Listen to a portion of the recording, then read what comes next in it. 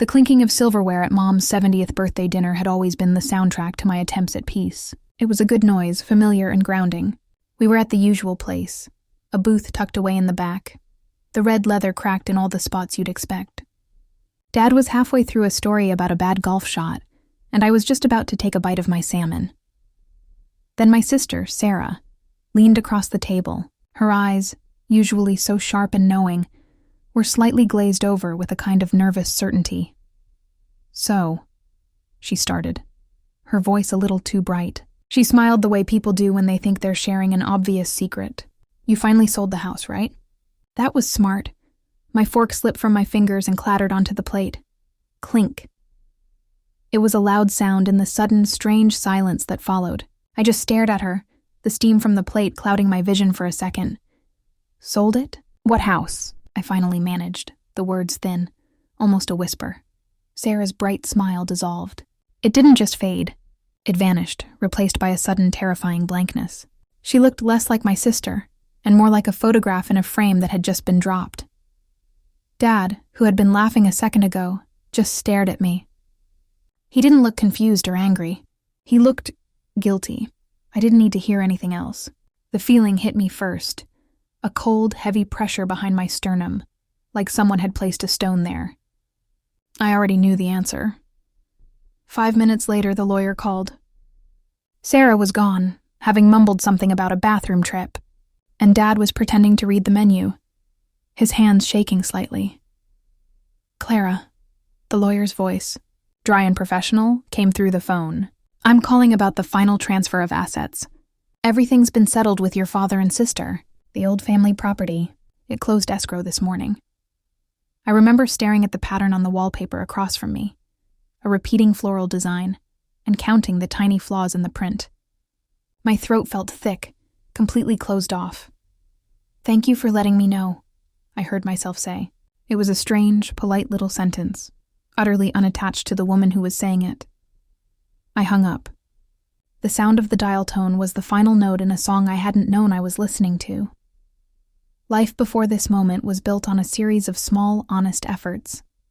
I worked late, managing the accounts for a small design firm. My apartment was small, full of inherited furniture and books. It was a quiet life, one I'd carved out for myself after high school, choosing stability over the family drama that seemed to cling to my parents and Sarah. My connection to the family property, the house we grew up in, wasn't financial. It was the only place I ever felt truly from. It sat on a small bluff overlooking the river, and the air there always smelled like damp earth and pine needles. When Mom passed away 5 years prior, the will had been clear, or so I thought. It was to be held in trust, a shared inheritance, a sort of communal home base that none of us could sell without consensus. It was what kept me connected. I'd drive out there on Sunday mornings just to sit on the porch swing and watch the fog burn off the water. Sarah rarely came. She was always busy with her own life, her own complicated struggles, failed businesses, emergency loans, big plans that never quite materialized. She'd call, but her calls always had a particular sound to them, a slight hesitation that meant a request was coming. "It's just this one thing, Clara," she'd plead. "Just for a few months. I'll pay you back, I promise." I always said yes, not because I was easily fooled, but because the memory of us as little girls, sharing a bedroom with stickers peeling off the walls, was stronger than my cynicism. I gave her money for school, for rent, for a bad medical bill. Small, repeated sacrifices that felt like the price of admission to the family. They were my way of trying to keep the connection whole, of trying to be the sister and daughter they seemed to need. Each wire I sent was an investment in the fantasy that we were all okay.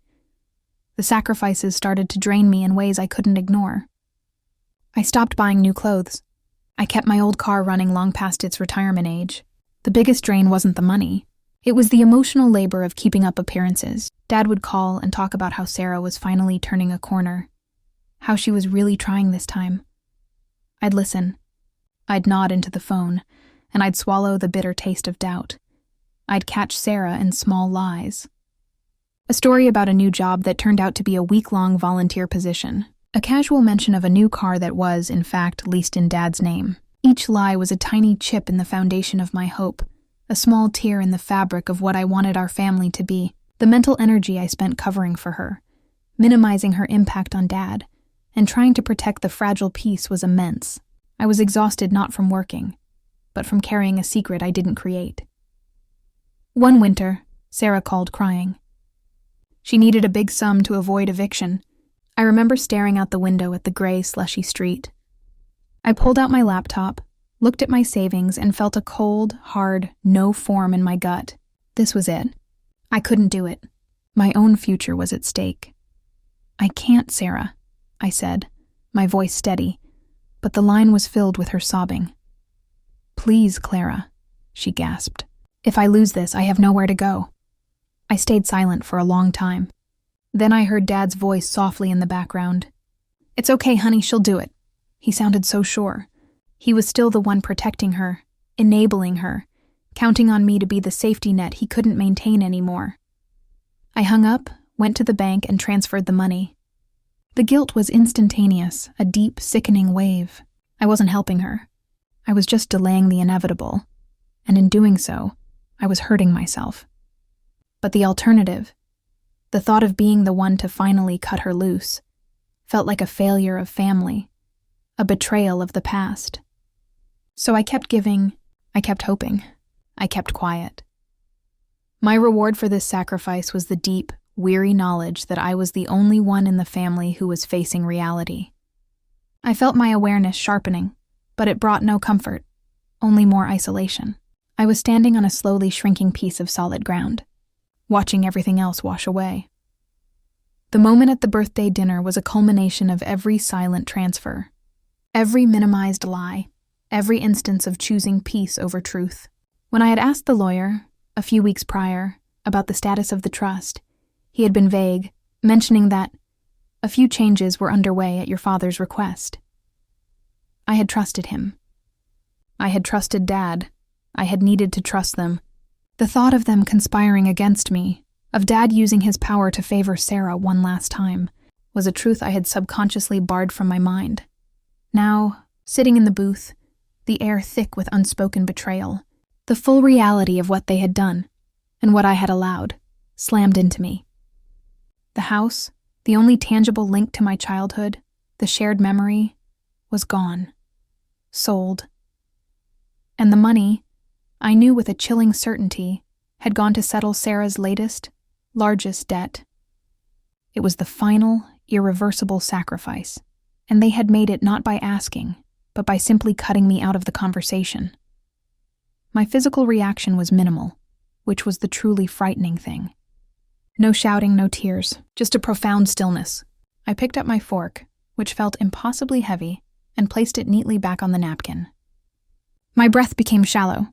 I was hyper-aware of the fluorescent lights humming overhead and the smell of old grease in the carpet. It was a quiet catastrophe. I looked at my father. He wouldn't meet my eyes. He was hunched over the menu, his hands now perfectly still. He looked small, like a child caught stealing. "Did you sign the papers?" I asked him, the words coming out flat, without inflection. He cleared his throat. "It was complicated, Clara. Sarah needed it. It was the only way she could get ahead. We had to move fast. The word felt like a deliberate exclusion. "And you thought not telling me was moving fast," I continued, the calmness of my voice unnerving even to me. "The will was clear, Dad. It had to be all of us." "The will had a clause," he mumbled, staring at the salt shaker. "A provision for immediate familial necessity. The lawyers found a way. It was a legal loophole, Clara, not a betrayal." The term immediate familial necessity felt like a cruel joke, a clever euphemism for Sarah's inability to manage her life. But in his mind, he was still the hero, the protector. He hadn't seen a way out that didn't involve letting his favorite child suffer. So he chose the one that hurt me, the one he knew could absorb the blow. I didn't argue. I didn't shout. The power lay in the quiet recognition that I was not a partner in the family. I was the emergency fund, and my feelings, my connection to the house, were less important than Sarah's immediate need. The knowledge was a clean, sharp wound. It hurt, but it was clear. I stood up, pushing my chair back slowly, deliberately. The scrape of the chair on the restaurant floor was the loudest sound I made all night. I reached for my purse, but before I opened it, I looked down at my father. He finally looked up, his eyes pleading, filled with a mixture of fear and passive aggression. "Clara, wait. Don't make a scene. It's Mom's birthday." I didn't dignify the attempt to use Mom's memory as a shield. "I'm not making a scene, Dad," I said, my voice low. I didn't raise it an inch. I'm done with the scene we've all been living in. I pulled out my wallet, took out a crisp $100 bill, and laid it next to his plate.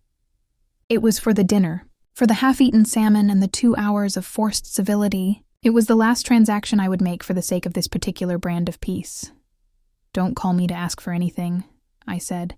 "Don't call me to defend her. Don't call me to explain. It's all explained now." I paused for a breath, and in that silence I watched his face shift from defensive to truly shaken. He knew this was different. This wasn't a temporary break. "Happy birthday, Mom," I whispered, for my own benefit, a quiet farewell to the memory of who we should have been. Then I walked out. I didn't look back.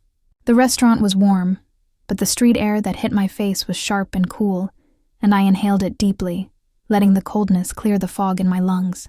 I walked straight to my car, got in, and drove. I drove not to my small apartment, but toward the river, toward the bluff where the house used to stand in my mind. I parked nearby and walked to the edge. The air was calm. The moon, almost full, was high and silver, casting a cold sheen on the dark water. The house was already someone else's problem now. I stood there for a long time, watching the reflections tremble on the river's surface. The quiet anger was gone, replaced by a deep, weary sense of relief. It wasn't the relief of victory. It was the relief of an honest ending. The fight was over because I had simply stopped showing up to the ring. I had stopped trying to glue together something that was fundamentally fractured. The pain didn't vanish, but it shifted. It went from a sharp, debilitating wound to a dull ache, the kind that reminds you of a deep healing process underway.